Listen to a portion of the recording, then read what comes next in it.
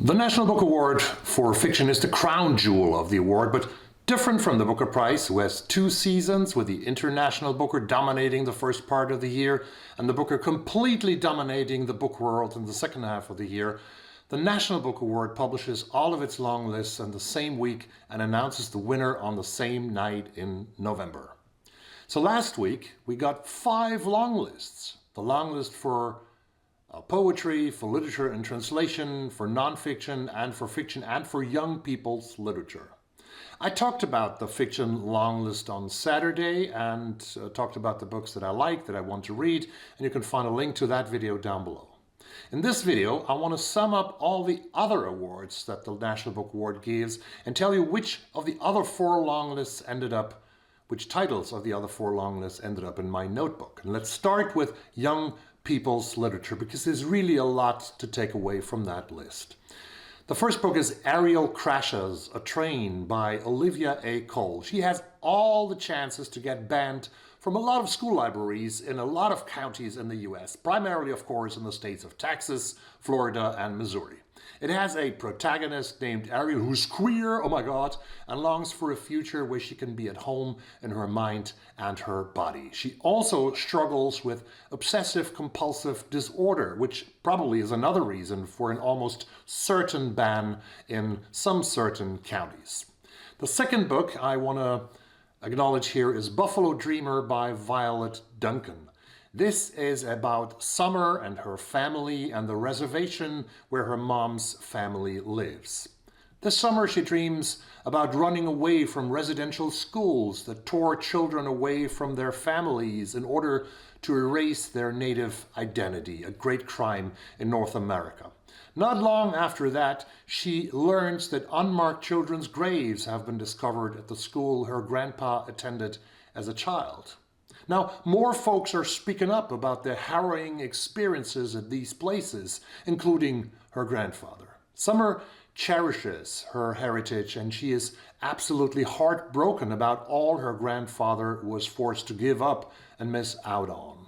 When the town holds a rally, she's proud to take part, to acknowledge the painful past and speak of her hopes for the future, and she's anxious to find someone who can fill her in on the source of her unsettling dreams that she has. Very interesting book. Also this, probably a book that might be banned because, you know, we have experienced a lot of parents, a lot of activists from the far right who want to ban anything that remind their white kids or other white kids of the racist past and the present of the history of the United States, and might feel them guilty.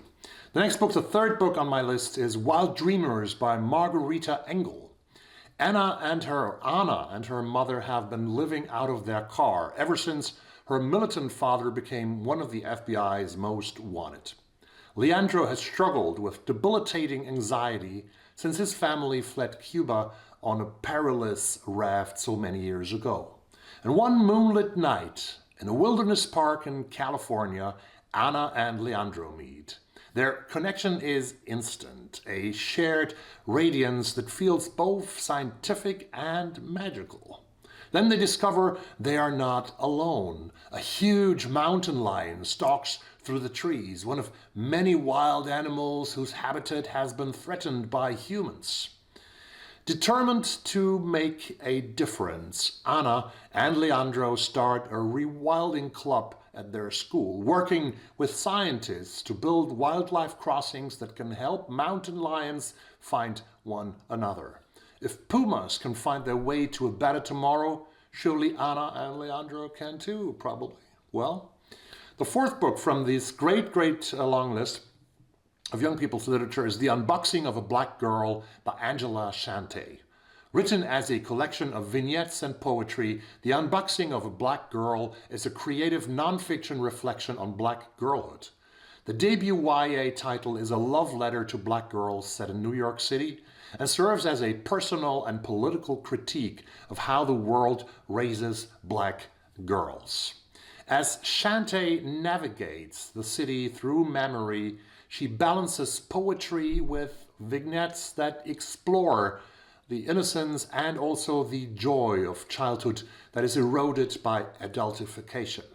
Through this book, she illuminates the places where black girls are nurtured or exploited in stories and poems about personal and political boxes, love, loss, and sexual assault. Well, let's move to translated literature, another category of the National Book Award. We have books in Arabic that were originally written in Arabic and Mandarin and Spanish, French, Danish, and Swedish.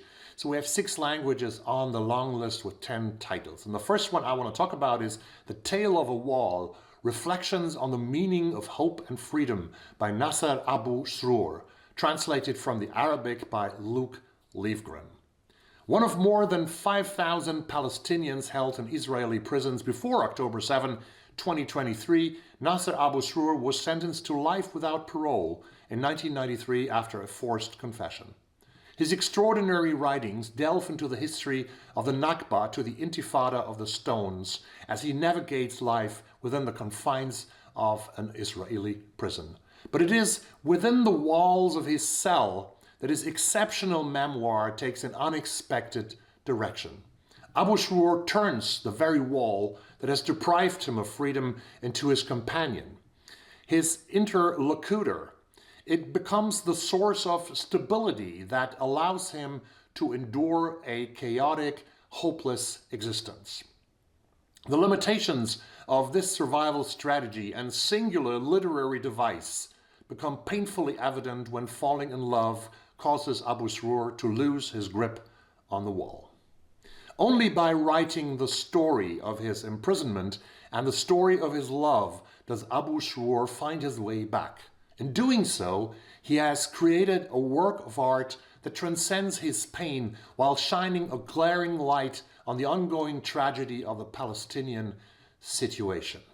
That sounds very timely and very interesting to me. And the next title from the long list of the translated literature is from Sweden, where I live. It's Adnan, an epic by Linnea Axelsson, translated from the Swedish by Saskia Vogel.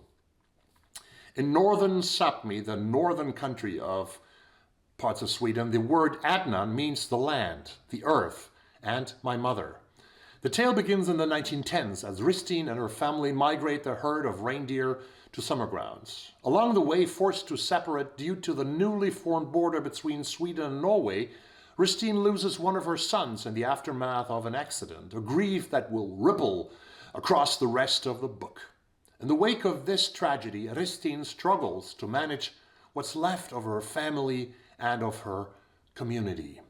In the 1970s, 60 years later, Lise, as a part of a new generation of Sápmi people grappling with questions of identity and inheritance, reflects on her traumatic childhood when she was forced to leave her parents and was placed in a nomad school to be stripped of the language of her ancestors. Finally, in the 2010s, we meet Lise's daughter Sandra, an embodiment of indigenous resilience, an activist fighting for reparations in a highly publicized land rights trial in a time when the Sápmi language is all but lost. Weaving together the voices of half a dozen characters from elders to young people unsure of their heritage, Axelsson has created a moving family saga around the consequences of colonial settlement. A very interesting Swedish book that shows that we also had residential schools, kind of schools in Sweden, and nobody knows much about it otherwise abroad from Sweden. The Villain's Dance by Fiston Mwansa Mujila, translated from the French by Roland Glaser. Zaire, late 90s. Mobutu's 30-year reign is tottering. In Lubumbashi, the stubbornly homeless Sansa has fallen in with a trio of veteran street kids led by the devious Ngunji. A chance encounter with the mysterious Monsieur Guillaume seems to offer a way out. Meanwhile, in Angola, Molakizi has joined thousands of fellow Zairians hoping to make their fortunes hunting diamonds, while Austrian Franz finds himself roped into writing the memoirs of the charismatic Chiamwena, the Madonna of the Kafunfo mines. Things are drawing to a head, but at the Mambo de la Fête, they still dance the Villain's Dance from dusk Till Dawn. Taiwan Travelogue by Yang Xuangzi, translated from the Mandarin Chinese by Lin King. It's May 1938. The young novelist Aoyama Chizuko has sailed from her home in Nagasaki, Japan, and arrived in Taiwan. She's been invited there by the Japanese government ruling the island, though she has no interest in their official banquets or imperialist agenda. Instead, Shizuko longs to experience real island life and to taste as much of its authentic cuisine as her famously monstrous appetite can bear. Soon a Taiwanese woman who is younger even than she is and who shares the characters of her name is hired as her interpreter and makes her dreams come true. The charming, erudite, meticulous Chizuru arranges Shizuko's travels all over the land of the South and also proves to be an exceptional cook. Over scenic train rides and braised pork rice, lively banter and winter melon tea, sounds that beautiful, Shizuko grows infatuated with her companion and intent on drawing her closer. But something causes Shizuko to keep her distance. It's only after a heartbreaking separation that Shizuko begins to grasp what the something finally is. Sounds like an interesting novel, right? Taiwan Travelogue unburies lost colonial histories and deftly reveals how power dynamics inflect our most intimate relationships. Now we come to nonfiction books. Survival and King, Survival and Hope in the World of Human Smuggling by Jason de Leon. Political instability, poverty, climate change, and the insatiable appetite for cheap labor all fuel clandestine movement across borders. As those borders harden, the demand for smugglers who aid migrants across them increases every year. Yet the real lives and work of smugglers, or coyotes, or guides as they are often known by the migrants who hire their services, are only ever reported on from a distance, using tired tropes and stereotypes often depicted as boogeyman and violent warlords. In an effort to better understand this essential yet extra-legal billion-dollar business, this billion-dollar global industry, internationally recognized anthropologist and expert Jason de Leon embedded with a group of smugglers moving migrants across Mexico over the course of 7 long years. The result of this unique and extraordinary access is Soldiers and Kings, the first ever in-depth, character-driven look at human smuggling. It is a heart-wrenching and intimate narrative that revolves around the life and death of one coyote who falls in love and tries to leave smuggling behind. De Leon chronicles the lives of low-level foot soldiers breaking into the smuggling game and also morally conflicted gang leaders who oversee ragtag crews of guides and informants along the migrant trail. Sounds like a very exciting and very interesting book. The next one is by a very famous fiction writer, Knife by Salman Rushdie. On the morning of August 12, 2022, Salman Rushdie was standing on stage at the Chautauqua Institution, preparing to give a lecture on the importance of keeping writers safe from harm, when a man in black clothes, black mask, rushed down the aisle toward him wielding a knife. His first thought, so it's you, here you are. What followed was a horrific act of violence that shook the literary world and way beyond. Now, for the first time and in unforgettable detail, Rushdie relives the traumatic events of that day and its aftermath, as well as his journey toward physical recovery and the healing that was made possible by the love and support of his wife, Eliza, his family, his army of doctors and physical therapists, and his community of readers in the whole wide world. Very interesting, very deeply moving book. Knife is a reminder of literature's capacity to make sense of the unthinkable, an intimate and life-affirming meditation on life, loss, love, art, and finding the strength to stand up again. Do I have more books on that list, on my picks from the National Book Award long list? I have one more. The War Below, Lithium, Copper, and the Global Battle to Power Our Lives by Ernest Schneider. To build electric vehicles, solar panels, cell phones, and millions of other devices, means the world must dig more mines to extract lithium, copper, and other vital building blocks. But mines are deeply unpopular, even as they have a role to play in fighting climate change and powering crucial technologies. These tensions have sparked a worldwide reckoning over the sourcing of necessary materials, and no one understands actually the complexities of these topics, these issues, better than Ernest Schneider. He has written a book about it, and The War Below reveals the explosive brawl among industry titans, conservationists, community groups, policymakers, and many others over whether the habitats of rare plants, sensitive ecosystems, indigenous holy sites, and other places should be dug up for their riches. Schneider shows the human toll of this war and explains why recycling and other technologies have struggled to gain widespread use. He also expertly chronicles Washington's attempts to wean itself off supplies from China, the global leader in mineral production and also processing. The War Below paints a powerfully honest and nuanced picture of what is at stake in this new fight for energy independence, revealing how America and the rest of the world's hunt for the new oil directly affects us all. A Great Disorder, National Myth, and the Battle for America by Richard Slotkin. Here where it gets very, very close to the presidential race. Red America and Blue America are so divided they could be two different countries. That's what I think as a foreigner when I travel to America, with wildly diverging views of why government exists and who counts as American. Their ideologies are grounded in different versions of American history, endorsing irreconcilable visions of patriotism and national identity. A Great Disorder is a bold, urgent work that helps us make sense of today's culture wars through a brilliant reconsideration of America's foundational myths and their use in contemporary politics. Richard Slotkin identifies 5 myths born of different eras that have shaped our conception of what it means to be American. The myths of the frontier, the founding, the Civil War, which he breaks into 2 opposing camps, emancipation and the lost cause, and the Good War, embodied by the multi-ethnic platoon fighting for freedom.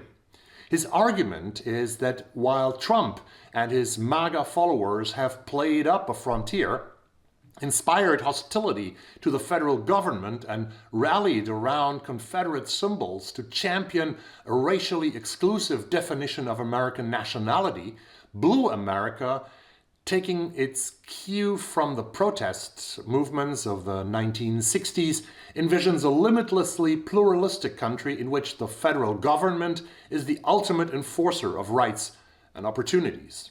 American history and the foundations of our democracy have become a battleground. It is not clear at this time which vision will prevail on November 5 in the United States, and we have to see that. I have still another book to tell you about from the nonfiction list. This is Whiskey Tender, a memoir by Deborah Jackson Taffa. Deborah Jackson Taffa was raised to believe that some sacrifices were necessary to achieve a better life. Her grandparents, citizens of the Quechuan Nation and Laguna Pueblo tribe, were sent to Indian boarding schools run by white missionaries, while her parents were encouraged to take part in governmental job training off the reservation. Assimilation meant relocation, but as Taffa matured into adulthood, she began to question the promise handed down by her elders and by American society that if she gave up her culture, if she gave up her land, if she gave up her traditions, she would not only be accepted, but would be able to achieve the American dream. Well, give up all your heritage as a native. Whiskey Tender traces how a mixed tribe native girl born on the California Yuma Reservation and raised in Navajo territory in New Mexico comes to her own interpretation of identity despite her parents' desires for her to transcend the class and Indian status of her birth through education, and despite the Quechuan tribe's particular traditions and beliefs regarding oral and recorded histories. Taffa's childhood memories unspool into meditations on tribal identity, the rampant criminalization of native man, governmental assimilation policies, the Red Power movement, and the negotiation between belonging and resisting systematic oppression. Pan-Indian as well as specific tribal histories and myths blend with stories of a 1970s and 1980s childhood spent on and off the reservation. As Taffa reflects on her past and her present, the promise of assimilation and the many betrayals her family has suffered, both personal and historical, trauma passed down through generations. She reminds us how the cultural narratives of her ancestors have been excluded from the central mythologies and structures of the melting pot of America, revealing all that is sacrificed for the promise of acceptance. A very powerful memoir by Deborah Taffa from New Mexico / California. These were all the books that I sort of got to know from the different long lists of the National Book Award. I was very impressed by the young people's literature, and I really hope that I can get to 1 or 2 or 3 or 4 of these books, since I've decided not to buy so many books anymore because it's not sustainable. I try to get them through libraries, but if you have the possibility to buy them in indie bookstores of your choice, from Washington State to Rhode Island or wherever you are living, or outside the United States or Canada, all around the world. And I thank you very much for watching this video. Don't forget to subscribe, to like the video, and I'll see you soon in another one. Bye bye.